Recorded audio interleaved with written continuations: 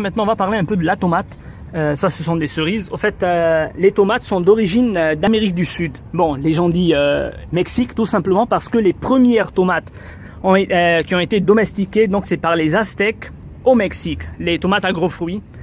Mais à l'état sauvage, les tomates ont poussé à l'origine dans le sud de l'Amérique, donc l'Amérique du Sud.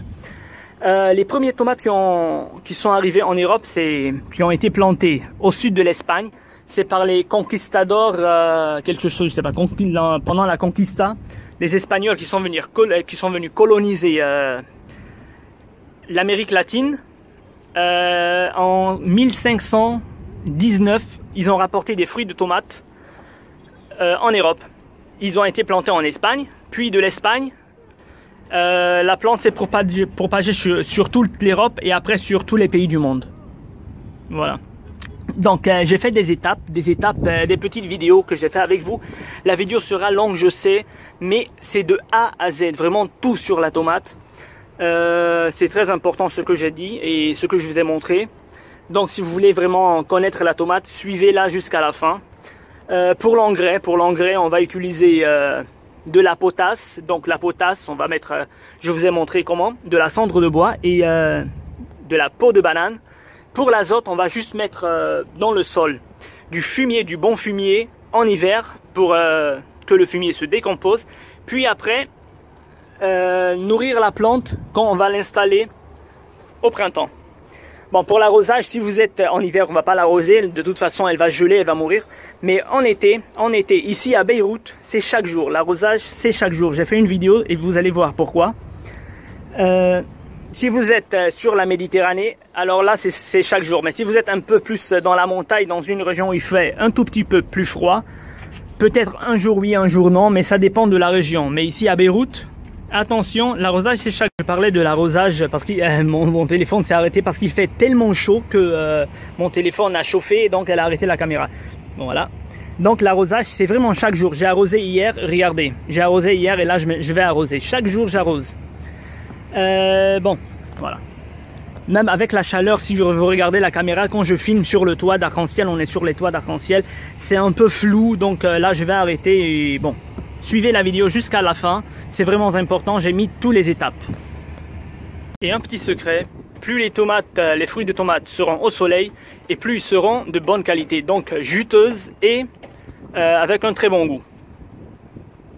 On a de centaines de variétés tout simplement et de nombreuses couleurs, tout simplement parce que les tomates chaque année se font hybrider, parce que les chercheurs essayent toujours de trouver des tomates résistantes aux maladies et au climat et à meilleur goût.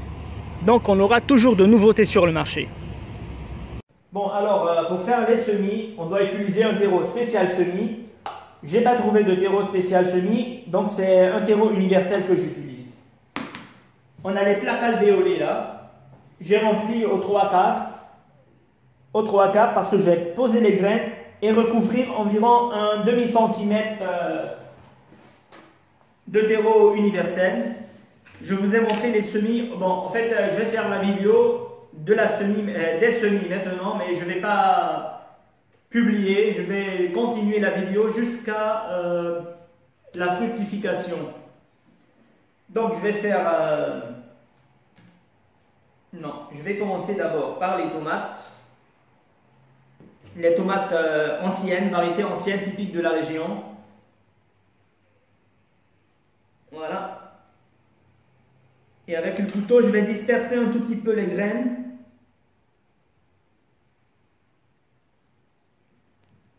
Voilà.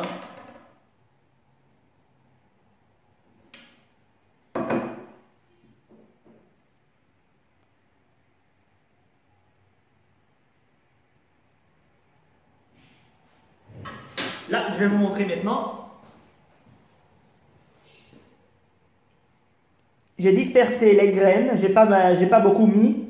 Et là, je vais mettre maintenant environ 30 cm, un demi-centimètre de terreau universel. Je vais recouvrir mes graines d'un demi-centimètre, pas plus. pour ne pas étouffer les graines quand ils vont lever. Voilà. Et là, je vais tapoter un tout petit peu pour bien installer les graines sur le terreau. De cette manière-là. Voilà. Et ce qu'on va faire maintenant, bon, je vais faire les graines, le reste après, c'est la même méthode, c'est la même chose pour toutes les graines que j'ai sélectionnées ici. Ce que je vais faire, on va mettre après une étiquette pour savoir c'est quelle variété. Et là, ce qu'on va faire, on va arroser et veiller à ce que la motte reste toujours humide. Il ne faut pas que le terreau devienne sec, donc il faut veiller qu'il reste toujours humide. Quand je termine, quand je finis d'arroser, je vais poser, bon, c'est une boîte où il y avait des fraises, c'est percé, là s'il y a un excès d'eau, l'eau va s'évacuer et c'est percé par le haut aussi pour laisser entrer l'air. Mais comme les nuits en mars, il fait encore froid, je ne sais pas si j'ai dit la date, on est le 14 mars 2021. Les nuits sont un peu froides. Ce qu'on va faire, on va poser la plaque alvéolée dans cette petite serre et on va fermer et la poser à la lumière, dehors au balcon, pas ici, pas sur la table, pas à l'intérieur, à la lumière, à la lumière, à la lumière, pas sous le soleil aussi. Tout simplement parce que s'il n'y a pas assez de lumière, les semis vont pousser et ils vont continuer à pousser, on appelle ça filer. Donc on va voir le semis, le petit bébé tomate qui est en train de se développer, va commencer à pousser, à avoir environ cette taille-là. Et finalement, il va s'épuiser à chercher la lumière, il n'aura plus de force et il va mourir, c'est tout. Donc pour ne pas perdre nos tomates et nos piments, nos physalis, c'est pour tous les semis, hein, c'est pas que pour les tomates. On va la mettre au balcon à 20-22 degrés environ parce que sous une petite serre, même en mars, elle va protéger les semis et la levée du semis du froid. Bon, on va continuer la vidéo. Je vais vous montrer la vidéo à la levée. Alors, on est le 25 mars 2021 et tous les tomates que j'ai semées ont poussé. Mais la levée a commencé il y a 3 jours, mais j'ai attendu qu'il soit terminé pour que je fasse la vidéo. Bon, il y a de l'eau partout parce qu'il pleut, je suis au balcon et il y a la pluie qui tape. Normalement, je devrais les mettre dans les boîtes de fraises là pour une mini-serre. Je ne l'ai pas fait parce que la température, il faisait pas trop froid, donc je les ai laissés comme ça. Voilà. Bon là, ce sont des thym. La vidéo sur les thym, j'ai fait juste, j'ai retiré, je les ai mis dans des alvéoles. Les autres, ils n'ont pas encore poussé, on va patienter encore. Ok, ça, non, c'est ceux-là. Ce sont les tomates des variétés anciennes qu'on trouve au Liban, partout dans les villages. Voilà, donc dans 2 ou 3 jours, il faut que je fasse le repiquage, mais je ne sais pas si j'ai le temps ou pas. Je vais voir. Là, on a les physalis qui ont démarré là. Ce sont les physalis. Au fait, on est le 20 avril 2021 aujourd'hui. Bon là, c'est une tomate cerise rouge. Il y a un bébé qui pousse à côté, un petit bébé là qui s'est pas encore bien développé. Bon, maintenant, ceux-là, je ne sais plus si c'est les tomates cerises noires ou jaunes. Je ne sais plus c'est lesquelles. J'ai pas mis d'étiquette et j'ai oublié. C'est pas grave, mais de toute façon, je vais les planter eux tous chez moi. Ça, ce sont les poivrons. Les piments africains. Et là, ce sont les graminées. Bon, il faut que les graminées, pour bien germer, il faut qu'il fasse plus chaud là. Les autres, ils ont germé, mais là, ça commence. J'en ai 2 qui commencent à germer. Je pense qu'ils vont germer. Le reste va germer plus tard. C'est pas grave. Et là, ce qui n'a pas germé, ce sont les aubergines blanches. Je les ai depuis 4 ans. Les graines, depuis 4 ans, je pense qu'ils sont périmés. Donc, ils n'ont pas germé. Donc j'ai acheté cette année des nouvelles. Je les ai achetées il y a environ 10 jours ou 2 semaines, je ne me rappelle plus. Je vais refaire des semis parce que les autres, bon, je pense que c'est fini. Hein. Je vais jeter les graines que j'ai pour utiliser les nouvelles. Bon, j'ai caché la marque, je ne veux pas faire de publicité à quelqu'un. Bon, maintenant on va procéder au repiquage des tomates. Normalement, je devrais faire ça il y a 10 ou 12 jours, mais j'avais vraiment pas le temps, j'étais très pris. Et c'est pas bon, hein. Regardez un peu l'état des tomates, ils ont commencé à jaunir. Il n'y a plus... ils ont épuisé le sol, et voilà. Bon, regardez un peu. Fallait faire ça il y a 10 jours. Il y a 10 jours, ils n'étaient pas jaunes, ils étaient encore verts. Bon, ce qu'on va faire, on va commencer à diviser d'abord ce qu'il faut faire. Terreau. De préférence terreau spécial semis ou alors spécial repiquage. J'ai pas trouvé, c'est le terreau universel que j'ai. On va sélectionner juste. Bon, on va commencer. Je vais faire juste 2 pour sélectionner. Pour faire le repiquage, il faut toujours sélectionner les plantes les plus saines et les plus vigoureuses. Par exemple, ça, celui-là, il n'est pas très bon. On va sélectionner celui-là. C'est le plus gros, donc le plus fort. Bien sûr, tous les petits, là, on ne va pas les prendre. Ce sont des plantes malades ou faibles. Sur cela, par exemple, sur cela, celui-là, on ne va pas le prendre, on va le jeter. Il y a le plus faible qui est là, je ne sais pas, on va pas le sélectionner. On va sélectionner que les 3, là, les plus fortes.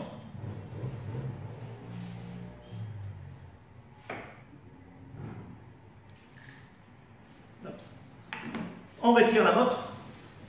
On va retirer la motte et défaire les racines. 2 et 3.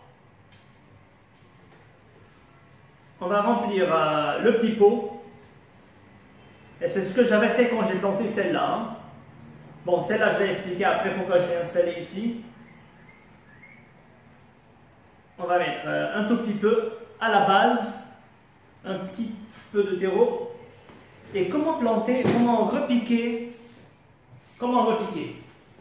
Si on regarde bien sur la caméra, on va voir qu'on a des petits filaments, des petits poils, je ne sais pas, des petits poils sur la tomate. Ce sont les futures racines.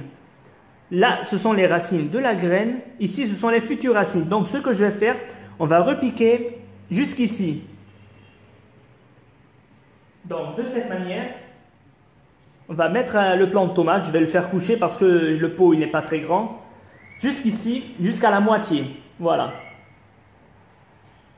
Et maintenant, remplir à nouveau.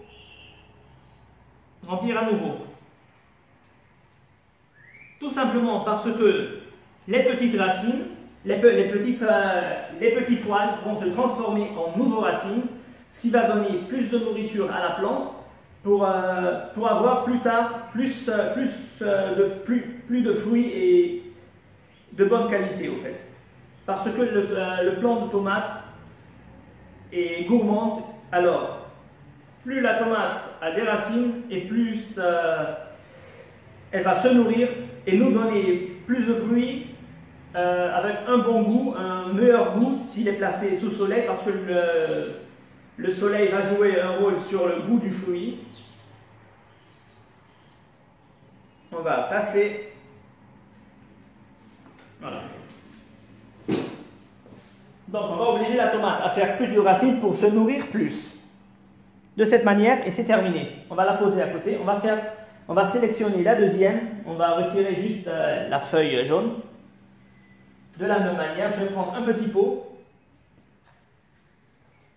Je vais mettre un tout petit peu à la base. Juste un tout petit peu.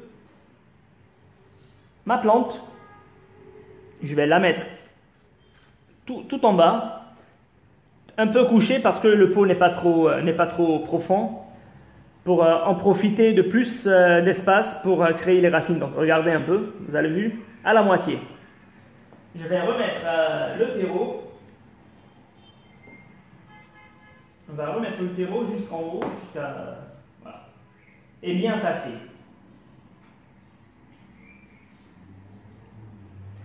La tige avec les petits poils vont se transformer en racines, en nouvelles racines qui vont nourrir la plante. Et maintenant on passe à la deuxième étape. Ça je vais la faire dans une vidéo pour la troisième étape. On avait la première c'était le semis, la deuxième c'était la levée, le troisième c'est le repiquage, non le quatrième. Donc ça c'est le quatrième. Bon pour lui tant pis, hein, je vais le repiquer après, c'est pas grave. Ce plant de tomate, il a commencé à fleurir, donc il faut que je le mette en pleine terre. Je ne vais pas le mettre en pleine terre parce que j'ai un noyer, et le noyer avec le potager, c'est pas très ami. Donc je vais l'installer dans un pot. Et comment je vais faire? Ça je vais vous montrer en vidéo comment je vais faire, mais je vais juste expliquer un tout petit peu maintenant. On voit toujours aussi, si on voit bien, les petits poils. Les petits poils, comme j'ai dit, ce sont les futures racines plutôt. Donc pour replanter celui-là en pleine terre ou en pot, je vais l'enfoncer jusqu'ici encore à la moitié. Donc comme on a commencé le premier, les racines de la graine, puis les racines du petit bébé. Et là maintenant, ce sont les racines que je vais obliger à la tomate de créer parce que c'est la dernière étape avant d'être plantée définitivement en pleine terre ou en pot. Elle va former plus de racines, elle va se nourrir plus, elle va me donner de bons fruits et en grande quantité. Ça, je vais faire après dans une vidéo. Bon, là maintenant, ce qu'on va faire, bon, je vais continuer le reste sans vous, mais ce qu'on va faire, on va bien arroser et veuillez toujours que le terreau soit un tout petit peu humide pour ne pas faire mourir le petit plant de tomate. Bon, voilà. Ah, désolé, j'ai oublié de dire la date. Hein. On est le 6 mai 2021. 2021, voilà, 6 mai 2021. Bon, là c'est la dernière étape de plantation de la tomate. Au fait, on va mettre un pied de tomate. D'abord, on est le 13 juin 2021, je suis en retard de 3 semaines environ, de 2 semaines, oui 3 semaines environ, tout simplement parce qu'à chaque fois que je vais au sud, j'oublie de ramener les pots. Voilà. Regardez un peu l'état des tomates. Ouais, ça c'est vraiment, ils ont commencé à faire des racines partout là, non franchement, je suis vraiment très en retard. Bon là, on va mettre un seul pied dans un pot de cette taille pour que la tomate se développe très bien. Mais moi je vais tricher, je vais mettre 2 pieds tout simplement parce que je n'ai pas de place. J'ai un micro jardin, j'ai pas de place, j'ai la place que pour 4 à 5 pots. Et j'ai plein de tomates, je ne veux pas les jeter bien sûr. Donc je vais tricher, mais vous non, ne le faites pas. Mettez un seul pied dans un pot, ou alors si vous êtes obligé comme moi. Hein. Bon là, je vais faire un seul pied de tomate en français et je vais faire une en vidéo arabe. Là, j'ai préparé, c'est du sable mélangé avec de la terre de jardin, c'est ce qu'on a trouvé, c'est ce qu'on trouve au Liban chez les pépiniéristes. Avec du fumier, il y a du fumier, et moi j'ai ajouté du terreau. Un terreau fait par l'association Arc-en-Ciel, l'association où je travaille. Ils font du terreau à la Beka, dans la plaine de la Beka, à Ternayel. Bon, moi je fais un mélange, hein. J'ai fait un mélange. C'est pour nourrir les plants de tomates, parce que la tomate elle est vraiment très gourmande, donc il faut la nourrir. Et ce que j'ai ici, c'est de la peau de banane que j'ai découpée, tout simplement pour lui donner une source d'azote, pardon, pas d'azote, l'azote c'est dans le fumier, une source de potasse, un peu de calcium et un peu de phosphore, mais en général de la potasse. La banane est riche en potasse, donc on va l'utiliser. Et c'est bio, donc voilà, n'utilisez pas du produit chimique, ne mettez pas du produit chimique on a du fumier qui va donner de l'azote, on a de la banane, ou alors on peut prendre des feuilles d'ortie. Bon, moi j'ai pas d'ortie, donc j'ai choisi la banane pour la potasse. Voilà. Je vais faire, bon là je vais retirer un peu cela pour ne pas saloper, parce que ma mère va me tuer si je salis. Je vais mettre une couche de mélange que j'ai fait, une bonne couche.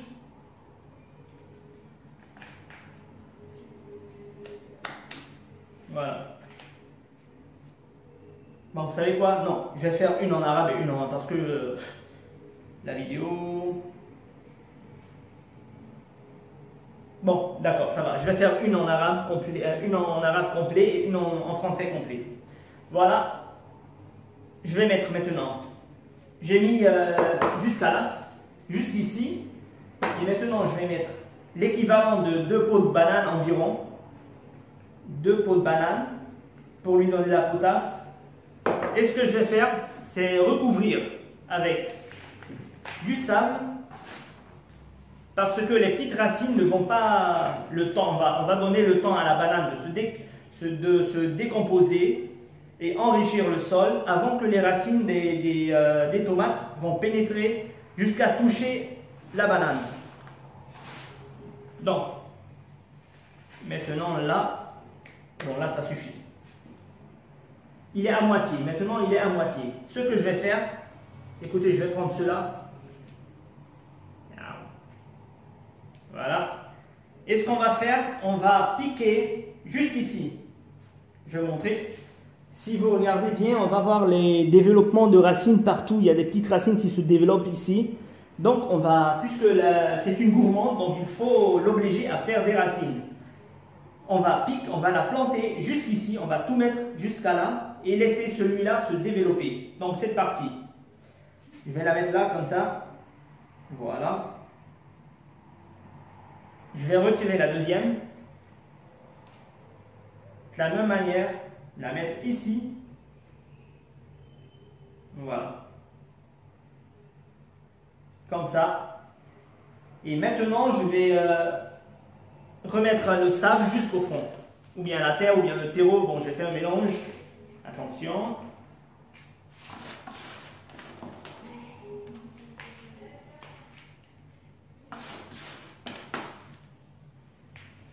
Voilà. Donc, elle va avoir beaucoup de nourriture.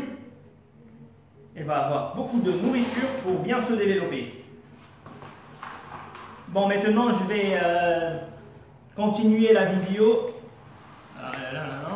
Ok. Là, je vais continuer la vidéo. Bon, je vais faire ça après. Je vais continuer la vidéo jusqu'à la fructification, mais pas sur celle-là parce que je suis en retard. J'avais fait la même chose sur des pieds de tomates il y a après d'un mois et demi, à avoir 2 mois, quelque chose comme ça. Ben maintenant, ils sont bien grands. Là, bien sûr, ils sont aussi 2 pieds dans le même pot. Je vais voir s'ils ont fructifié quand je vais aller au sud. Et s'ils ont fructifié, là, je vais vous montrer la fructification et parler en général des tomates. Et voilà, ce sont les tomates cerises. Au fait, ce sont les mêmes boutures que ce que j'ai fait la dernière étape avec vous. Bon, je vous ai dit pourquoi j'étais en retard, parce que tout simplement, ceux-là, je les ai plantés il y a 2 semaines auparavant. Mais les autres, j'ai tardé 2 semaines de plus, tout simplement parce que je vous ai dit, j'avais pas les pots. Et là, je les ai mis en pot. Nous sommes le 25 juin. Et voilà, ils ont fructifié, ils ont plutôt fleuri. Ce sont les mêmes tomates, les mêmes plantes que j'ai fait. Et c'est dans le même, écoutez, c'est dans un pot aussi, c'est dans une structure, pas en pleine terre. Donc, je les ai plantés de la même méthode de la vidéo précédente.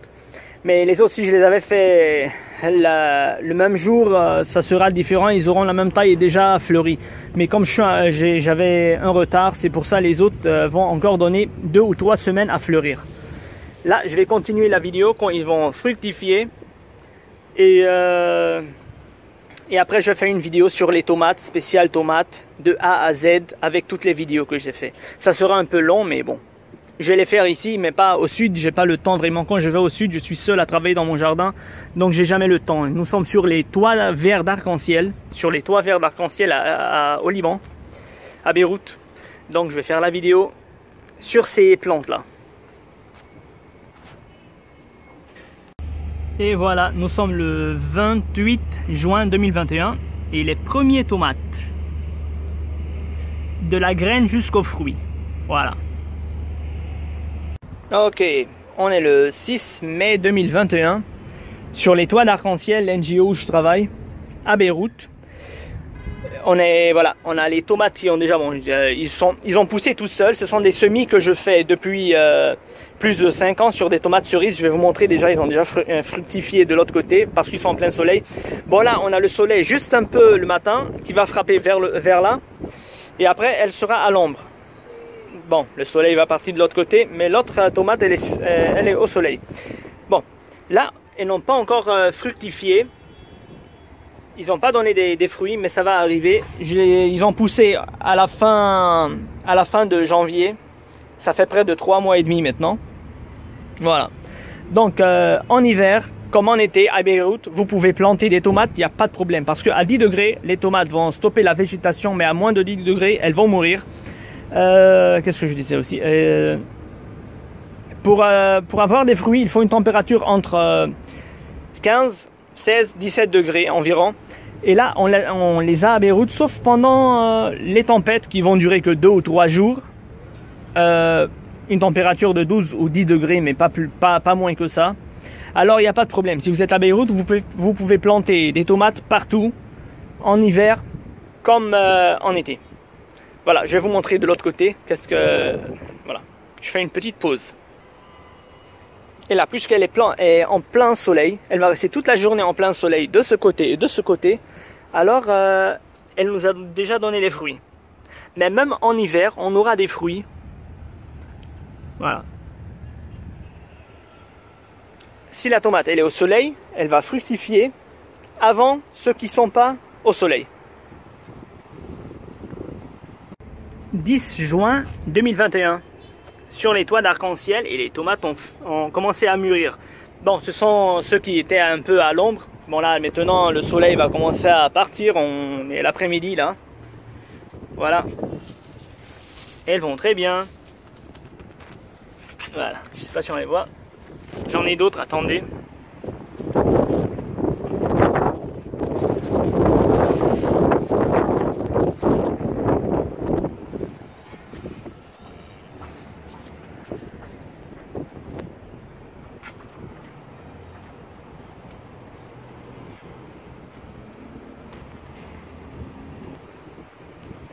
Et si vous remarquez quelque chose sur les tomates cerises, moi, depuis que je plante des tomates cerises, je n'ai jamais fait des tailles sur les gourmandes. Je m'en fous, parce que les tomates cerises, ce sont des petites tomates, donc je m'en fous de la taille. Je ne vais pas couper les gourmandes. De toute façon, j'ai laissé les gourmandes se développer. Et tout ça, ce sont des gourmandes. Hein. Regardez, ça c'est un gourmand qui s'est développé et qui m'a donné des fruits. Et il continue toujours à me donner des fruits. Je ne vais jamais, presque jamais, tailler les gourmandes d'une tomate cerise. Je taille que les gourmandes des tomates agro-fruits. Et ça, je vais faire ça avec vous sur une tomate agro-fruits. Sinon, les gourmandes de la tomate cerise, je ne les taille jamais. Et voilà. Tout ça, ce sont des gourmandes. Hein. Ce sont des gourmandes qui se sont développées et qui m'ont donné des fruits. Voilà. Voilà, nous sommes le 17 mai 2021. Regardez un peu l'état de mes tomates. Ben, on a eu un problème sur le système d'arrosage, il n'a pas démarré. Le dernier jour où j'ai visité le toit d'arc-en-ciel, c'était le mercredi. Je ne me rappelle plus c'est quelle date. Aujourd'hui, on est le lundi. Donc, il y a 5 jours de ça. Et là, en plein soleil à Beyrouth... regardez un peu. Donc tout simplement, j'ai pas visité le toit parce qu'on était dans les fêtes de Ramadan. Donc jeudi, vendredi, samedi, dimanche, c'était férié. Bon, samedi, dimanche, on ne travaille pas, mais jeudi, vendredi, c'était férié. Alors pour l'arrosage à Beyrouth, une tomate, c'est chaque 2 jours, maximum 3 jours, hein, parce que le soleil est très très méchant à Beyrouth. Il fait très chaud. Et si vous laissez vos tomates comme ça, sans arrosage, pendant 4 jours environ, eh ben, vous allez la retrouver comme ça. Hein. Voilà, bon, normalement, on ne doit pas arroser une plante quand elle est frappée par le soleil, mais là je suis obligé, ne le faites pas. Si vous pouvez vous attendez, mais moi je ne peux pas, parce que si je reste ici jusqu'à l'après-midi, je viens d'arriver, on est 9h le matin. Si je laisse ça jusqu'à l'après-midi, eh ben ça sera encore plus pire. Donc je suis obligé d'arroser. Et là, ils m'ont commencé à faire des tomates là. Voilà. Bon, écoutez, je vais continuer la vidéo l'après-midi. Je vais monter l'après-midi pour voir comment mes tomates sont devenues après l'arrosage. On verra. Bon, là, après l'arrosage, après 2 heures, tout va bien, 2h30 environ. Là, tout va bien. Les tomates ont repris. Donc, attention, à Beyrouth, au printemps, en été et en automne, il faut vraiment arroser une fois chaque 2 jours. Il ne faut pas laisser la plante avoir trop soif, sinon vous risquez de la perdre. Bon, une fois par erreur, c'est pas grave, mais pas à chaque fois. Voilà. Maintenant, tout va bien. Bon, on est le 21 juin 2021.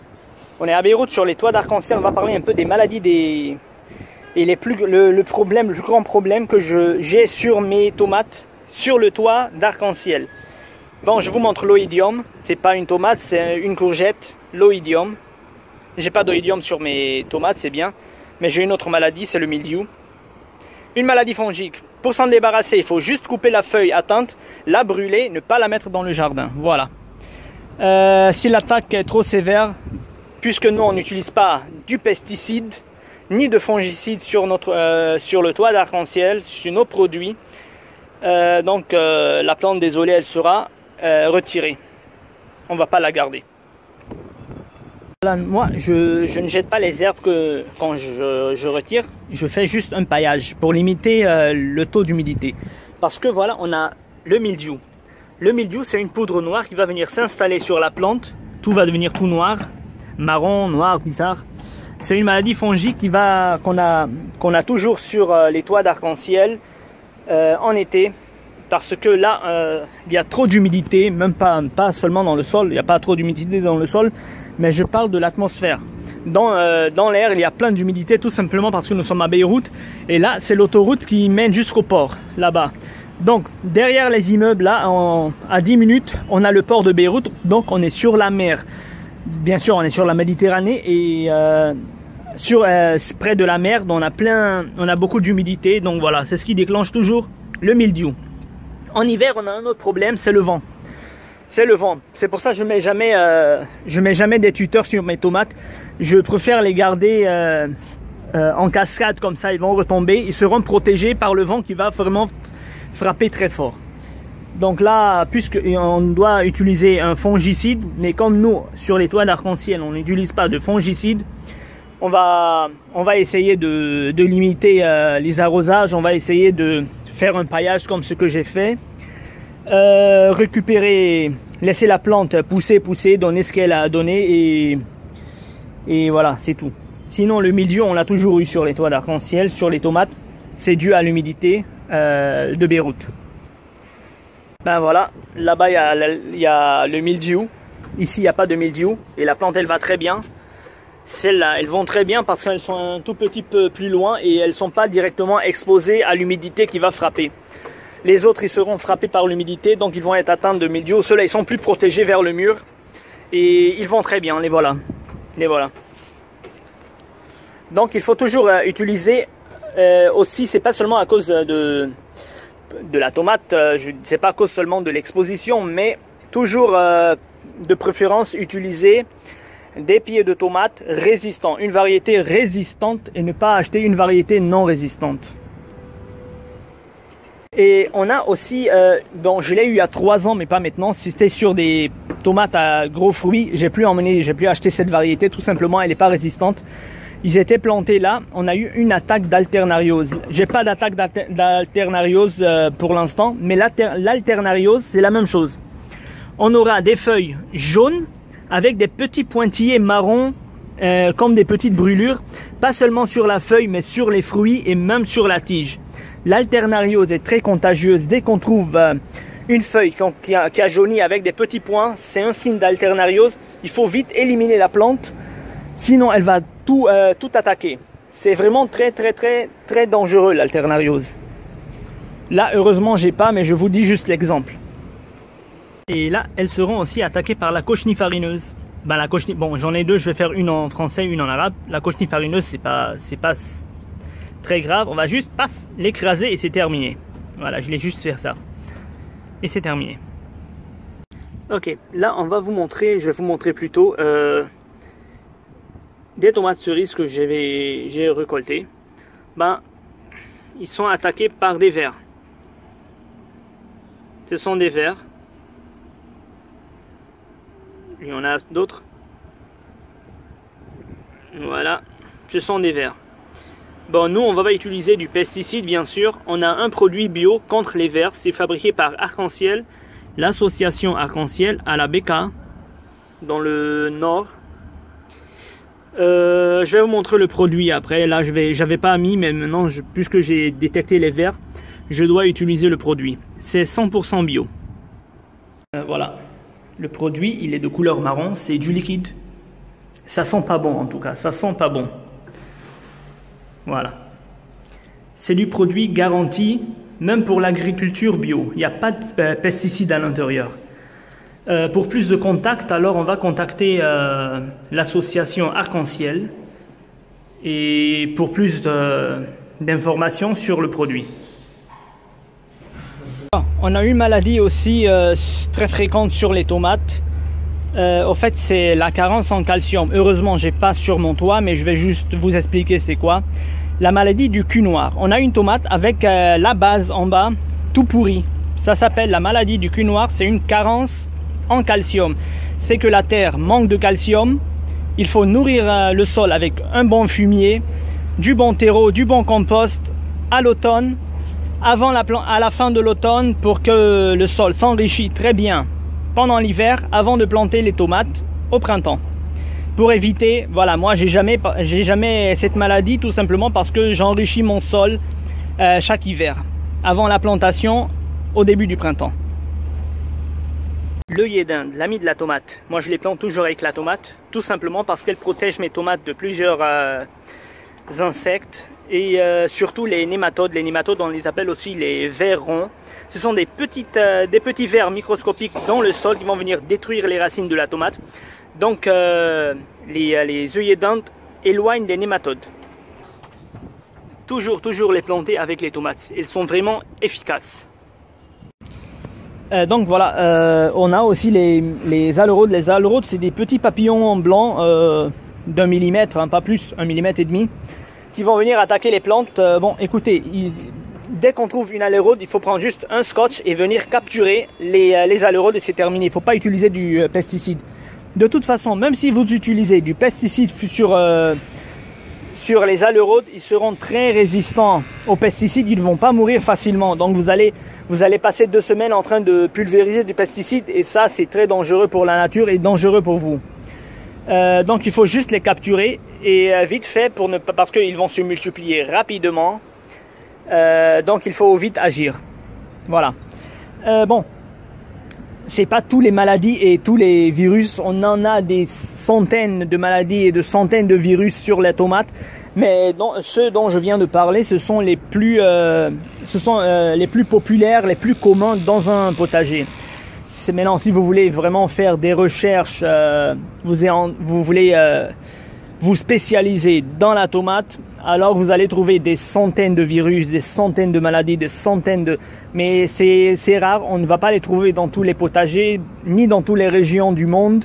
Donc, mais ceux que je viens de citer, l'alternariose, le médiol, l'oïdium et autres, ça, ce sont les plus communs. Voilà. Bon, là on va parler maintenant des gourmandes. J'ai déjà parlé, mais j'ai déjà dit que sur les tomates cerises, je vais jamais faire de taille. Je vais pas tailler les gourmandes, tout simplement parce que les fruits sont petits de toute façon et les gourmands vont me donner aussi des fruits. Mais pour les variétés à gros fruits, donc les tomates à gros fruits, on va garder juste, c'est juste un exemple, on va garder juste la tige mère, la vraie tige qui nous donne des tomates et des fleurs. et on va retirer tous les gourmandes. Ça c'est une gourmande, on va pas la garder sur les tomates à gros fruits. On va tout simplement, je vais pas faire ça maintenant, je vais pas faire ça parce que c'est une cerise.